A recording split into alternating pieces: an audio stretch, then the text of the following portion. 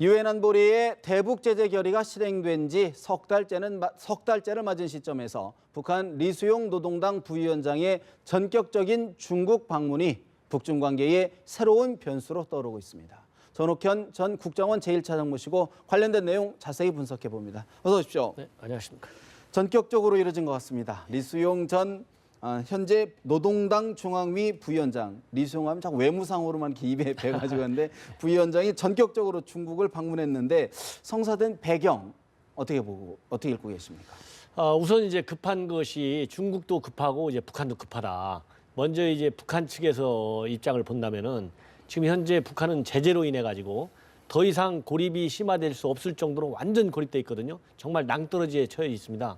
더군다나 최근에 우리 한국의 대화 제의에도 묵살당하고 미국의 대화 제의도 물살당해가지고 이 제재 국면에서 말하자면 고립이 심화된 현 국면에서의 출구 전략의 유일한 창구는 중국밖에 없다. 네. 그래서 중국하고 대화를 할 수밖에 없는 것이고 또 하나의 중요한 이유 중에 하나는 이제 7차 당 대회를 통해서 김정은 시대를 공식적으로 선언했어요. 근데 지금까지 김정은이가 중국한테 냉대를 받아왔지 않습니까? 전혀 인정을 못 받았습니다.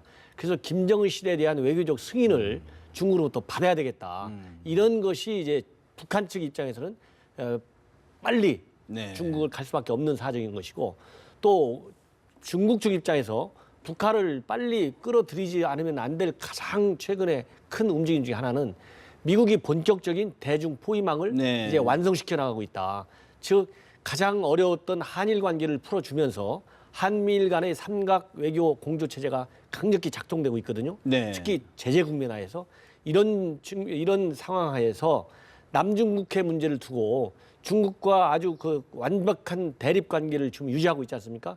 이런 형국에서 베트남을 확실하게 끌어안아 버렸어요. 네. 이렇게 베트남을 확 끌어안으니까 중국 지휘자에서는 굉장히 당황하게 되었다. 중국이 북한을 끌어들이는 동시에 북한을 밀어내기 위한 여러 가지 계산이 깔려 있다 그런 말씀이신데 중국 측의 의전을 보면 사실 예전에는 북한 쪽의 인사가 오면 모든 행사가 끝난 뒤에 공개를 한 게 관리였는데 이제는 그걸 또 즉각 공개를 한단 말이죠. 이런 건 어떤 의도가 있는 거라고 보십니까? 제가 보기에는 지금 현재 제가 앞에서 말씀드린 대로 네. 이제 예를 들어서 이론적으로 얘기하면 미국의 아시아 중시 정책이 이제 확고하게 발동 중에 있지 않습니까? 예. 이것이 만천하에 다 하나하나 아주 세세하게 공개가 되고 있어요. 근데 중국의 신형 대우증은 잠깐 나왔다가 지금 상당 기간 지금 들어가 있는 상태입니다. 일반 국제사회에서 인식을 잘 못하고 있어요. 예. 이러다 보니까 이런 리수용이라고 하는 북한 측의 거물이 중국에 온 걸 계기로 해서 다시 아직도 외교적인 가치를 지니고 있는 북한을 끌어안음으로써 이걸 만천하에 낱낱이 공개하는 것이 중국이 가지고 있는 신형 대국주의라는 외교 노선이 살아있다는 것을 국제사회에 각인시키고 중국이 그렇게 미국으로부터 고립되고 포위당하고 있지 않고 중국이 이 포위망을 끌을 수 있는 능력을 가지고 있다.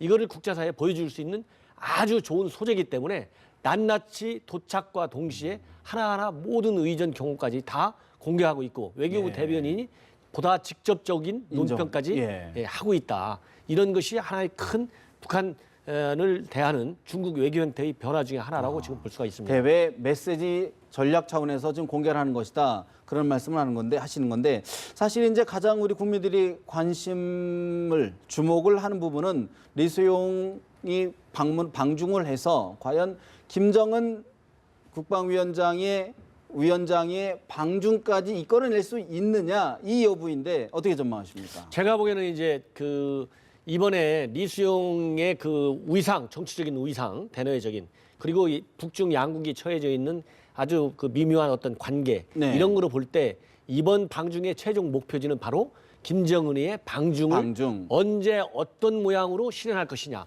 아니면 시진핑의 방북을 언제 어떻게 추진할 것이냐 요런 데 사실상의 초점이 모아져 있다고 봅니다. 그렇기 때문에 이번에 리수용이가 시진핑 주석을 만나게 되면 당연히 김정은의 친서를 가지고 가서 구체적으로 김정은의 친서 내용을 설명을 하면서 핵심은 바로 뭐냐.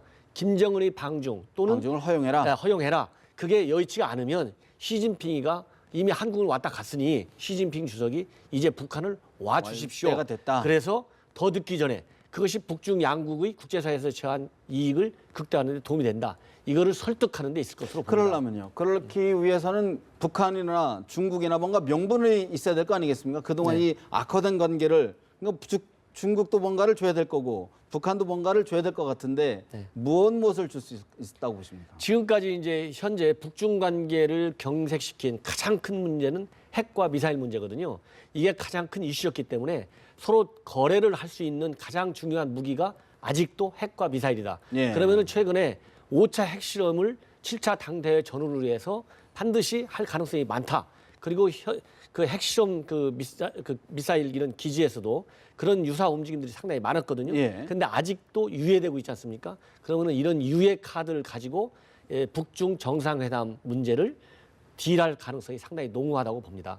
그렇기 때문에 대화가 잘 되면 예. 이런 핵실험이라든가 장거리 미사일 발사를 일정 기간 유예, 뭐 유예 또는 유보시키는 예. 이러한 조치를 북한 측에서 그러면 들고 나올 가능성이 있지 않을까? 육자 회담이라든가 그런 부분에 북한이 뭐 참여를 한다든가 이런 것도 하나의 카드가 될 수 있을까요?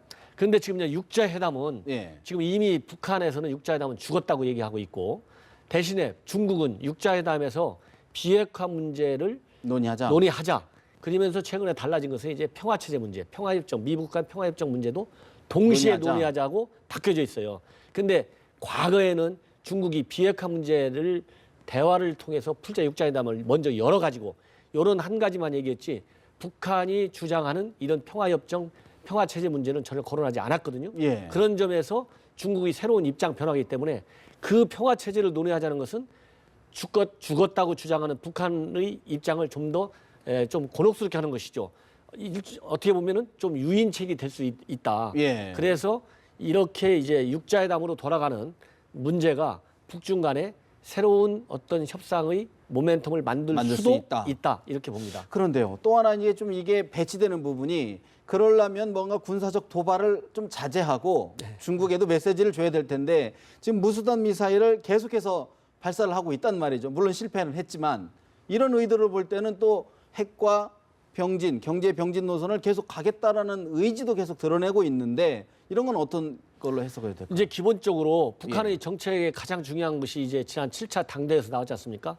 핵과 경제 병진 노선은 헌법적 가치임과 동시에 이제 당 대회를 통해서 확인받은 명실상부한 북한의 최종적인 국정 목표예요. 예. 그렇기 때문에 이것이 어떠한 환경 하에서도 바뀔 가능성은 굉장히 어렵다. 예. 그리고 이번에 리수영의 방중에 사실상 목표 중에 하나도 이런 7차 당대회를 설명하는 당 차원에서 그렇기 때문에 당대회를 설명한다는 얘기는 핵과 경제의 병진 노선을 설명하는 것이거든요. 그리고 이번에 실패를 했지만은 무수단 발사 실험을 계속하지 않을 수가 없는 것이 이거는 김정은이의 강력한 지시입니다. 그리고 강력한 지시이고 반드시 미국과 한국을 향해서 무수단 미사일과 같은 중거리 미사일은 물론이고 미 본토까지 도달할 수 있는 장거리 미사일 발사 능력도 충분히 다 가지고 있다. 이거를 보여주는 것이 북한의 최종적인 전략 목표이기 때문에 이런 도발적인 성격의 이런 행각에는 아무런 변화가 없을 것이다. 예, 이렇게 봅니다. 그렇다고 그러면 그거를 과연 중국이나 우리 정부가 받아들일 수 있을까요? 그런 움직임이. 예를 들어 지금 북한 동향 웹사이트죠. 38노스, 38노스가 또 북한 영변 핵단지에서 핵실험 포착 움직임이 있다. 그러면 이것도 같은 맥락으로 읽어야 되는 건가요? 그렇습니다. 왜 그러냐면은 영원히 북한이 핵실험이라든가 장거리 미사일, 중거리 미사일 발사를 안 한다는 것이 아니고 북한이 처하고 있는 또 중국이 처하고 있는 국내외적인 여러 가지 환경적 요인에 의해서 이런 실험을 일시적으로 유예하거나 연기할 할 가능성이 엿보인다는 것이죠. 예. 이거를 포기할 수는 없는 정책 목표입니다. 그렇기 때문에 이번에 38노스에서 그런 핵 재처리 활동 움직임을 포착했다는 것은 일단 이거는 사진을 통해서 확인한 거기 때문에 이건 사실로 봐야 됩니다. 예. 이례적으로 2000년도 초에 보였던 이런 그 무게 화차에 액체 연료 탱크 이런 유사한 그런 물체가 실려 있는 것을 지금 현재 사진을 통해서 확인했다는 거 아니겠습니까? 굉장히 이례적으로.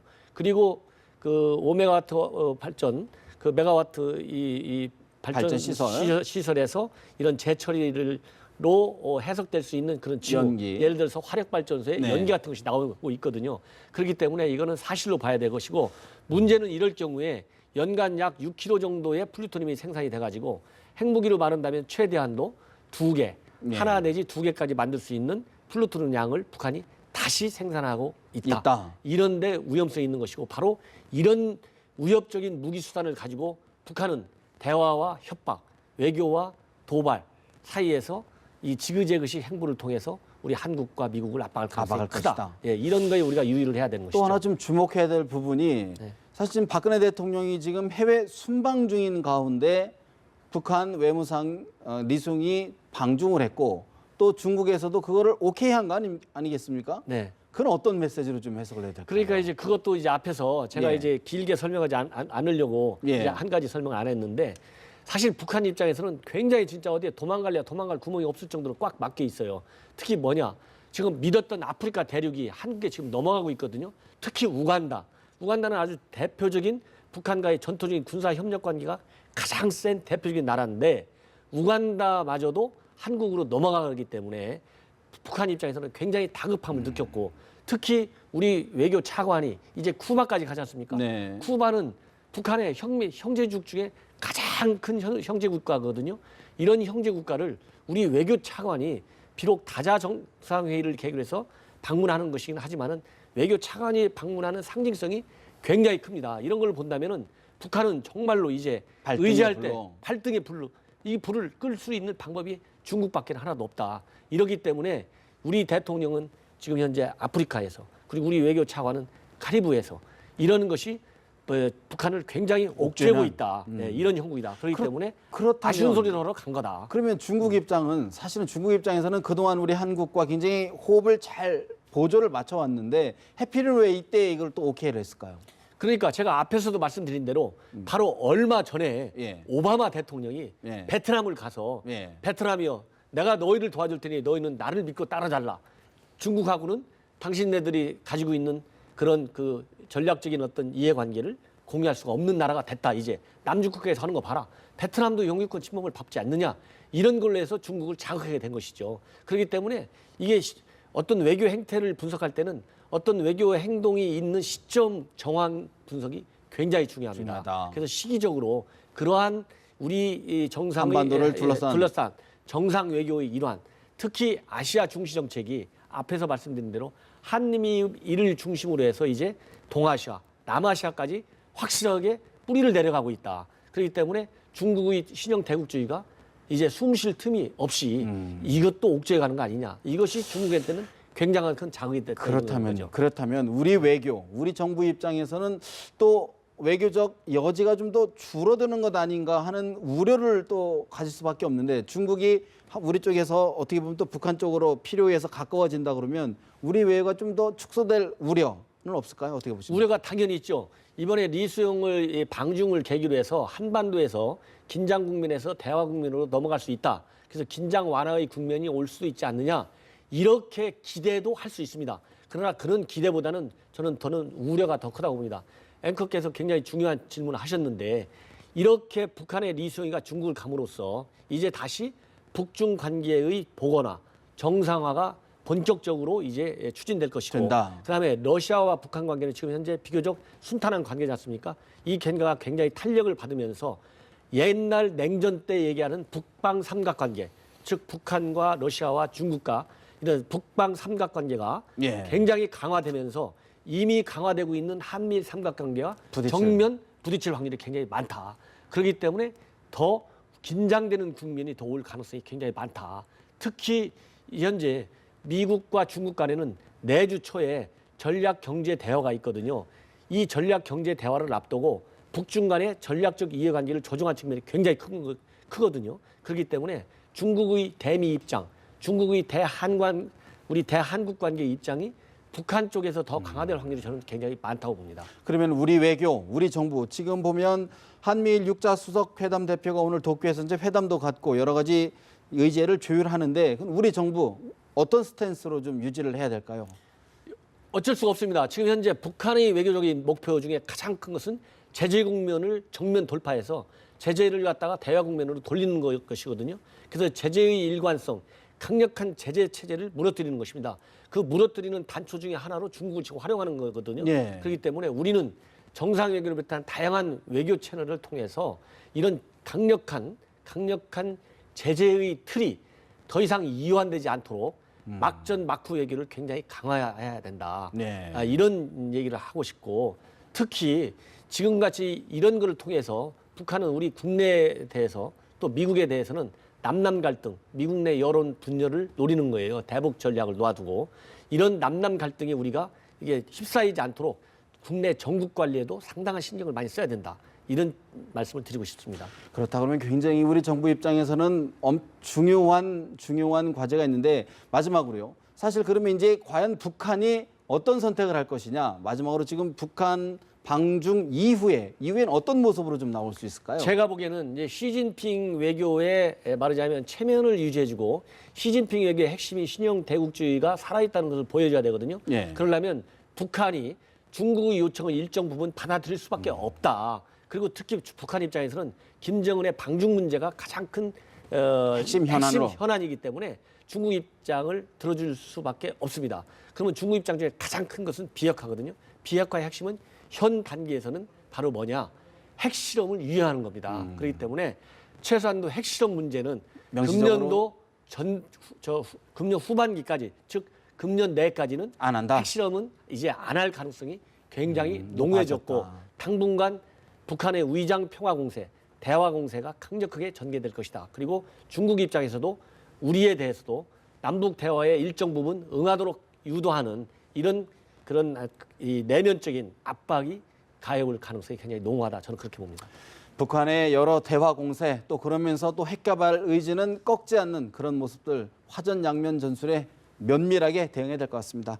오늘 말씀 여기까지 듣겠습니다. 전옥현 전 국정원 제1차장이었습니다. 오늘 말씀 고맙습니다. 감사합니다.